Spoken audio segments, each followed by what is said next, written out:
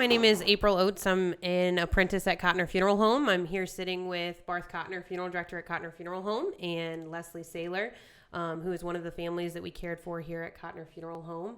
And in beginning our podcast, Living with Loss, we invited Leslee to come in and talk a little bit about her story of losing her daughter and everything that had happened with her daughter, Jennifer. So, Leslee, if you could kind of talk a little bit about how Jennifer had passed and when she had passed and your interaction with Barth here at Cotner Funeral Home. Okay, it was April 27th, 2000. It was Take Your Daughter to Work Day. Jennifer was going to come later on that day because she was getting a job down there at the Ohio Department of Human Services, as it was known at that time. I took my niece to work, and we were sitting around waiting for her. And we didn't hear anything, and I knew something was bad. About 3 o'clock when her sister Megan came home from school, she called me, and she said, "Mommy, Jennifer's not talking to me." And I'm thinking, oh gosh, here we go again. Teen angst, teen drama. Jennifer was 20. Megan was 16. And I thought, okay, why isn't she talking to you? And I had thought maybe she had called her, but she still hadn't come into my work, which I thought was strange. Well, she goes, "No, Mommy, you don't get it. She's laying on her bed. Her lips are blue and she's not talking." And I knew at that moment she was gone, but you just can't. So I get my niece, we run out, I screamed at Megan on the phone, "Call 911. I got home to Reynoldsburg in record time. I round the corner. There are every police car, every fire department, everybody is there. I pull up to the street, and I didn't park, I abandoned my car. And I just remember there was this big, burly policeman, and I kept thinking, no, this isn't real. And in fact, I tried to run in the house, and he tackled me. And he goes, "Ma'am, I can't let you go in there. It's a crime scene," which was the worst thing you could hear, because then I'm thinking, oh my God, there's blood, I had no idea, because I had seen her at 5:30 in the morning. And he said, "Ma'am, you can't go in there."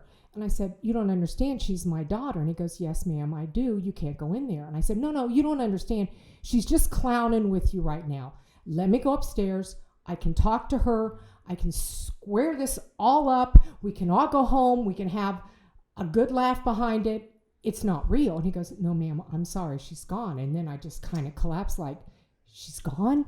She can't be gone. And so they took us to the police station.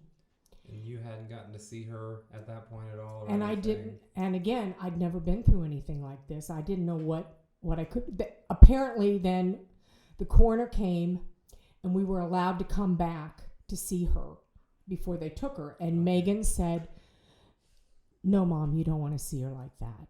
Because they said it was peaceful, it looked like a natural, but we didn't know. And I thought, this is important to Megan. I felt as her mother, and I carried this for a long, long time, like I had abandoned Jennifer in her hour of need. But I didn't know whether to be a mother to Megan or a mother to my child that was gone. I didn't know what was the proper thing to do. So we didn't go. The next morning, about 9 o'clock, the police came and told us that it had been a brain aneurysm that had taken her. The coroner's office basically said that it had ruptured and she was dead before she hit her bed. It's just her heart didn't stop for a couple minutes, but that she was effectively gone by the position and everything. And I always thought the way she was laying, angels must have laid her down, because she could have fallen forward, and there's so many things she could have done that would have made it impossible to have an open casket. The way, because she laid there she passed at about 9:20, and she was found about 3 o'clock. So had she laid face down, it would have been bad. And she didn't hit anything. There was no bruise. And in fact, people at the wake, even said that she looked like she was still smiling, which was her big claim to fame. But the policeman also told us that they couldn't get the body released because she was such a private person. And I just could not bear the thought of her laying there down at the morgue and all that went with that. I'm like, she's too private of a person for that. She's too modest. Please get her out of there. So they said, you need to call the coroner's office. So my husband called the coroner's office, and they said, we don't have anybody down here by that name. And he's like, yes, you just did an autopsy on her. She's, oh, no, we don't have anybody down here like that. And he's like, how many 20-year-olds do you have down there? So they basically lost her at the coroner's office. And by this time, I was going absolutely nuts. And Craig called Barth, and Barth said, don't worry about it. I got this. I'll handle this. And a couple hours later, he called back and he says, we've got her. She's home now. She's safe. And for the first time, I could breathe because I knew she was okay. Barth, can you tell us a little bit about those moments for you from the side of a funeral director, having Leslee and Craig call you in disarray of figuring out where their daughter was and how that how you were in that situation with them? Well, anytime we get one of those phone calls, our first thought is to try to reassure families that we're there now. We're going to be involved with them every step of the way. And so that's where it starts, just to make sure that there's an awareness and an understanding that this is what we do. So trying to start that way. The confidence that we can try to let families know is going to be okay starts. And it gives them that peace of knowing, okay, somebody that I can trust is going to be there for us now. So that's the starting point. And then from there, making sure they know that every step we're here for and we care for them. And so again, there's things like this that happen, unfortunately, and mishaps happen at the coroner's office. And there's been a number of stories through the years. And so usually we can just start with families, letting them know, give us a little bit of time. Let me make a call or two. Let me find out what's going on first, and then we'll follow up. And there's things like that have happened that allow us to start to do what we do, and then circle back with families to kind of let them know, all right, now here's the next steps. Usually when this happens, families are just at such a loss, they don't know what to do or where to go. They can't think straight. It's, and again, the reality is creeping in very slowly, but that's what we're here for, is to try to take care of those next steps for that person. And unfortunately, again, whether it's a 20-year-old or a 80-year-old or 100-year-old great-grandmother, somebody's life has now just changed in the fact that they're now a grieving mom or a grieving widow or a grieving grandchild. I mean, these relationships are real, and their life has now changed because they're someone from their life, someone significant that was in their life is no longer there. So it's important what we do, and like I said, that first step is just reassuring that that's what we're here for, and that's the steps we'll take to help them. Being somebody who started at the funeral home, I didn't have the privilege of being here around when to be there for your family at that time, but I had gotten to know you at the funeral home in the aftermath of seeing how you continue to keep Jennifer's memory alive with the families that we care for now. Can you talk with us, Leslee, a little bit about how you continue to, through your grief journey, use your experience with Jennifer to help others, or to be able to tell her story and to continue to share her legacy with others? About a year after it happened, and the first year, you're totally numb. It's like you are 3 steps behind everybody else. You're trying to be a part of the world, and you can't. I would get in my car to drive to the grocery store because it's like, okay, Leslee, you're going to cook dinner tonight. You're going to do something constructive. And I would get in my car and I would be driving, and I would have to pull over in a parking lot because it was like I woke up and I'm like, okay, I'm in my car. I knew I was going someplace. Where was I going? And what was I going to do? And one of the best inventions in the world is that alarm on your car, because I can't tell you how many times I use that to find my car, because you can't. It's just bizarre. You will go to a grocery store and you'll look at canned peas and you're kind of like, what are those? What do you do with those? It's like your whole brain is shot. And I had a woman who had lost a child explain to me, she goes, Leslee, you are now a member of an exclusive club that nobody wants to be a member of, that you would do anything in the world to prevent someone else from being a member of it. But once you are much more comfortable with your own. And as my grief journey has gone on, I understand that. So when I see there's a look that somebody has. I worked for a short time at a fabric store, and somebody would come up and I said, oh my gosh, you've lost somebody. And they go, how do you know? I said, I know the look. I've had the look. And you just feel this need to take away their pain. And unless you've been there, you can't understand it. I thought I did. I thought, oh my gosh, that would be the worst thing in the world to lose a child. But now that I have, and I know that pain, and I know that emptiness,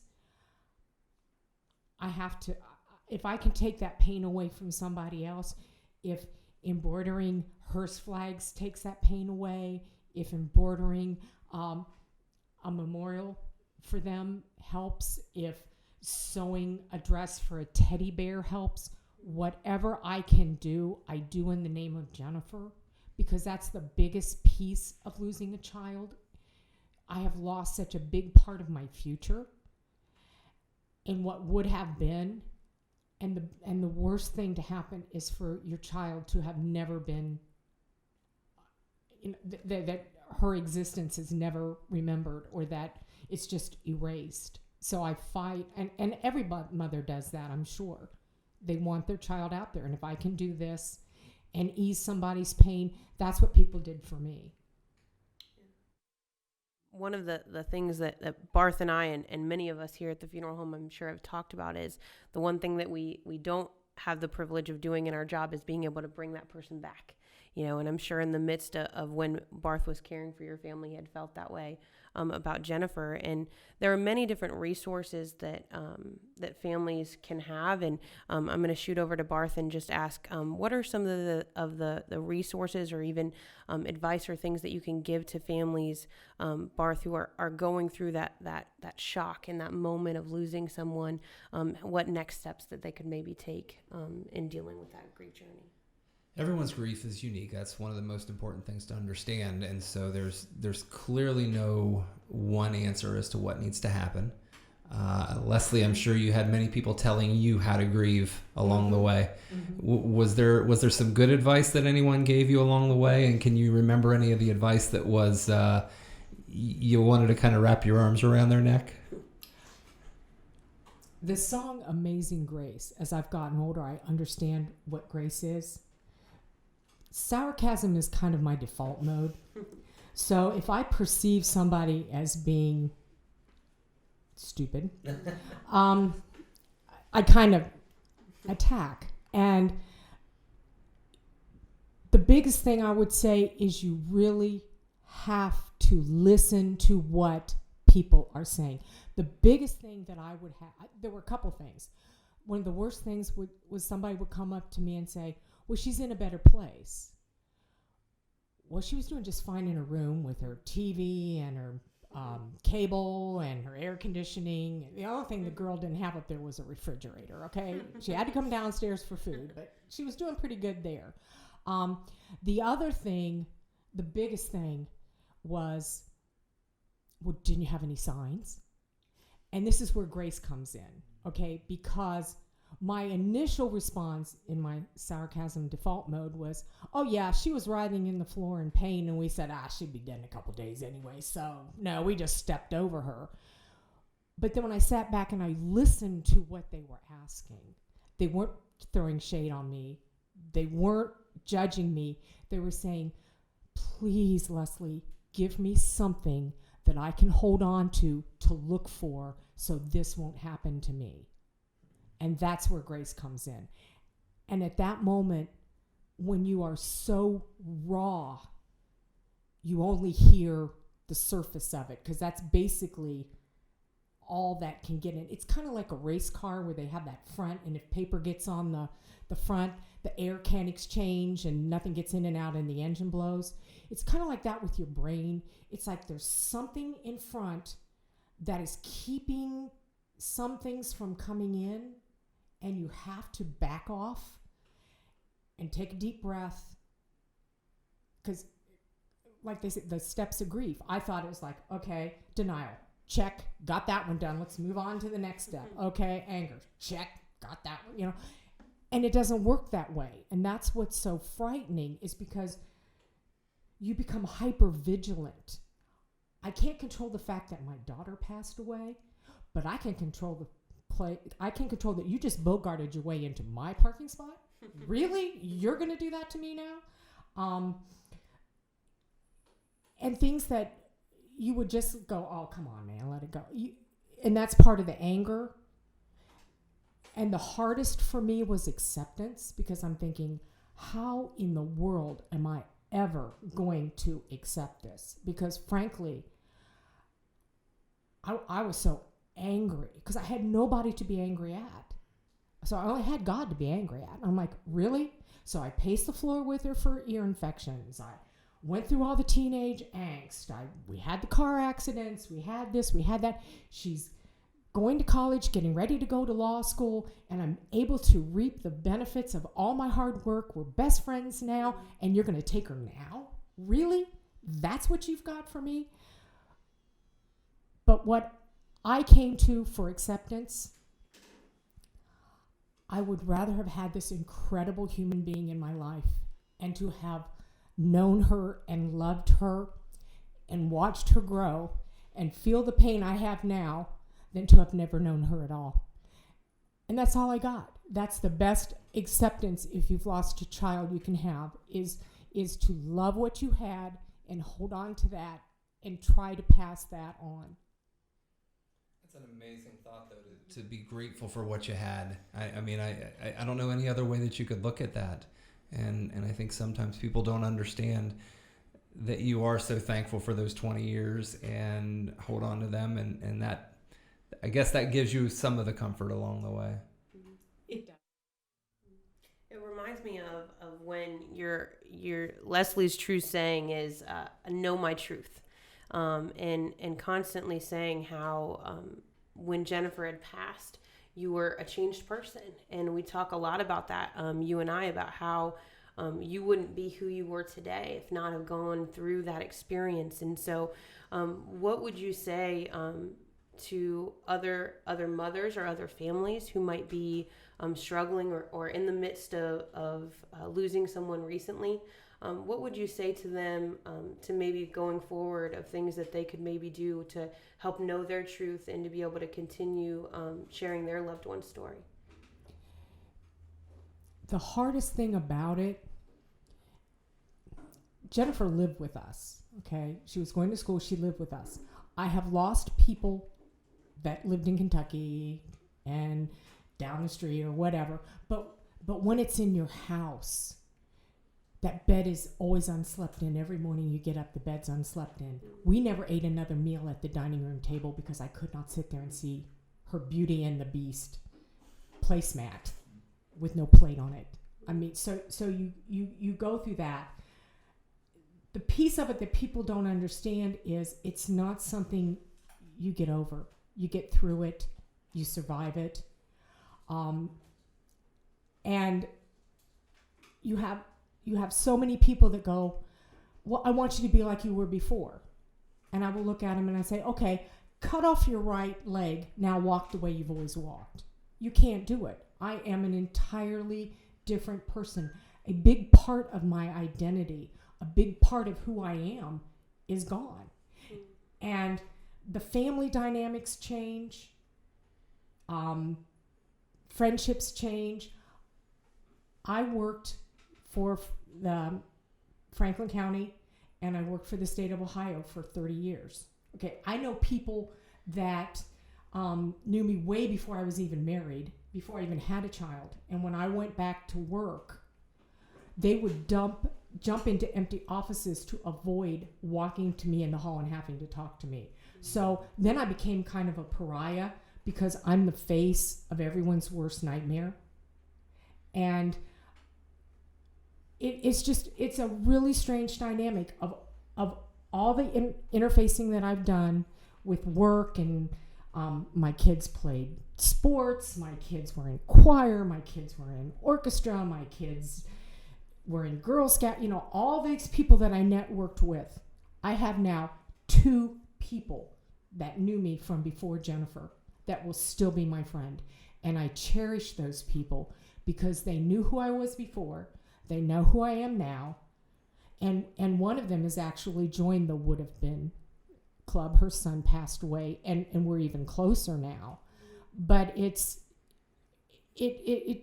just changes. People that you thought were your friends are not your friends anymore. Because and again, it's not them. They don't know how to act. And you try to give them, you find yourself being in the comfort. And I'm kind of like, whoa, wait a minute. I'm the hurt party here. Somebody needs to bring me bonbons. Somebody needs to give me a hug.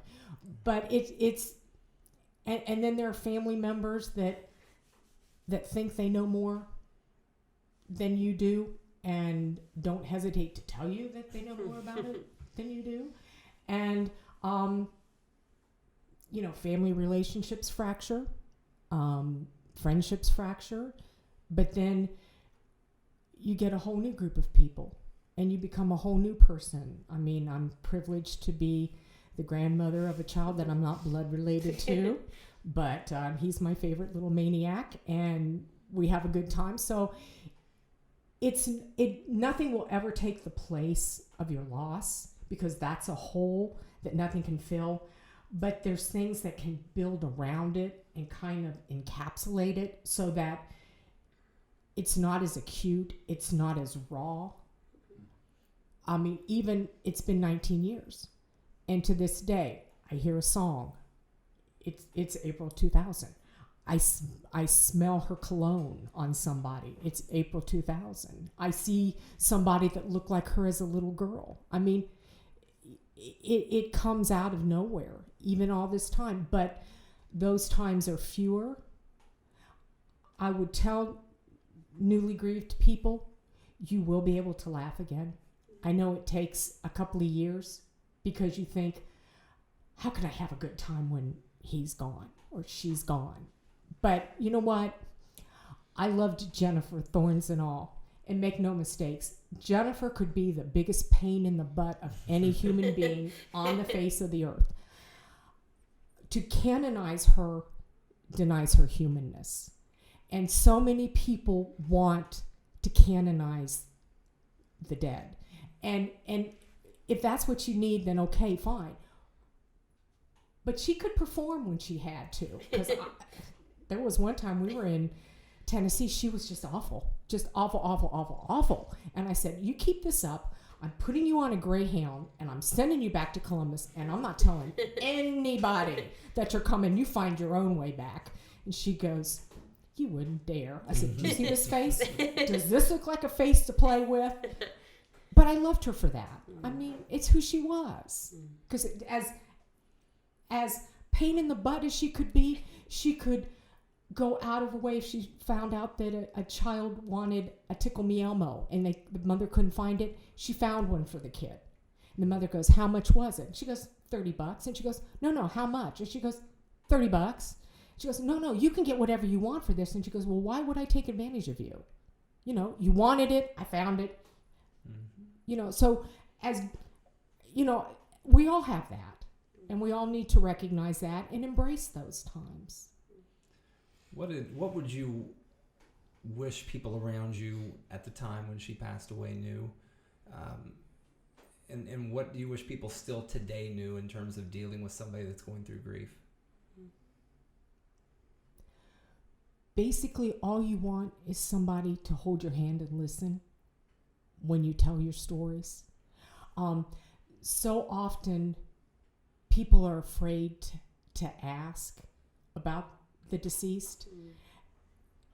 And I wanted so much to say, she's alive. She lived. She contributed. She was going to do so much. And we can talk about her. That first year, you're in that, okay, well, last year at this time we were dead, and then last year we did this. And then as the time goes by and you're putting more and more distance, like I said, so many people say the first Christmas is the hardest. That was the easiest because I was still numb. Second Christmas, it was a little bit harder. I still had a little bit of the numbness.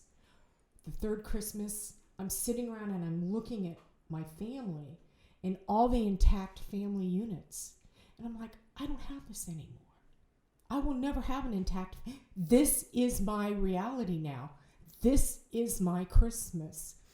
And I had a really, really rough time with it. But people just need to understand that there's no wrong answers for the person that's grieving. It may seem stupid to you as an outsider going, why is she doing that? Somebody gave me a book to read. They kept saying, it's a great book. You got to read it. You got to read it. You got to read it. I'm like, do you understand? I can't even find my car in a parking lot. I'm not going to be able to read a book, but okay, we'll play this game. So I started reading it.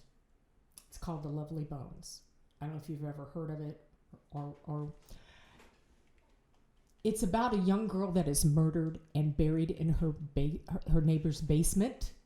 And she's in the grave and she's crying for people to find her in her grave. Okay? Don't give that book to somebody that just buried a daughter. Oh, heaven. Wow. I camped out at her grave. And people, at that time I had a little white Beetle with it was very distinctive because it was 98 and it had a little spoiler on it and it was jazzy. His name was Bebop. And people would see me in my white Beetle and they would come up to me and go, why are you camping out at that grave? And I really truly knew, she's not there. She's not laying in that grave crying for me. But in that state, I was like, oh no, I can't do. So when my father, and again, thank you, Barth, found out that you could put cremains in a grave, and my father adored Jennifer. And when he was cremated, he's in her grave, and I've been able to let that go because now I know she's not alone.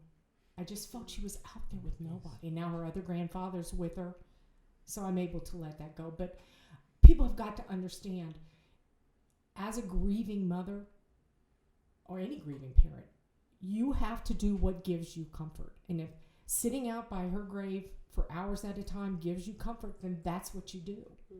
If going to a baseball game gives you comfort, that's what you do. I mean, whatever it is that gives you a measure of comfort is what you have to do. Leslie, did you ever think there was something you did that was not right? Were you ever told you're grieving the wrong way or something that might have crossed that line? Oh, yeah. Many, many times. The hanging out at you're never going to get over it if you keep hanging at her grave. I had, when my grandmother passed in 1990, I didn't want to go see her empty house. And everybody kept telling me, well, you need to go to the house. You need to go to, I respect your right to grieve. I respect the way you now respect mine. Mm-hmm. And I do know that in my state, I know I said things that were taken the wrong way. I know I was not the mother I needed to be for Megan. I am sorry about that. At this point, I didn't even like myself. I mean, I was just, you're so lost. And I know you will say and do things that you probably should. And the thing is, in your convoluted mind, because your brain is just not working. So somebody that's not on the same wavelength you're on, because now you're in an entirely different time zone than the rest of the world. You're like 2 or 3 hours behind everybody else. So what you say may not come across. So a lot of these friendships, I don't think people just, they didn't know me. They didn't know how to act. And to them, I would say, I'm sorry. I really do regret the fact that there are relationships that have been fractured behind this. But you know what? In many ways, I'm a kinder person now that I have worked through the majority of the anger. I'm not going to say anger doesn't crop its ugly head once in a while. But I'm less likely to look at the surface of why something happened and more into, okay, they're acting this way for a reason, and that's where grace comes in. Once again, you've got to listen with your whole being, not just your ears, and find out exactly what it is they're saying, and don't answer the way. Leave the default mode alone. Well, I love though that you just keep it real. You're very honest. You're very open, and you're gonna tell it the way it is, and telling it from your heart. So that's a great thing to have there. I can't keep track of lies anymore. I gotta tell the truth. Yeah. That's such a beautiful place to end at. Unfortunately, we're out of time. And Barth, I want to thank you so much for being here with us. And Leslie, we just want to take a moment and thank you so much for sharing your story, sharing Jennifer's story, and being willing to put that out there and to be able to continue her legacy through that. So thank you so much, everyone. And this is the end of podcast number 1. Great.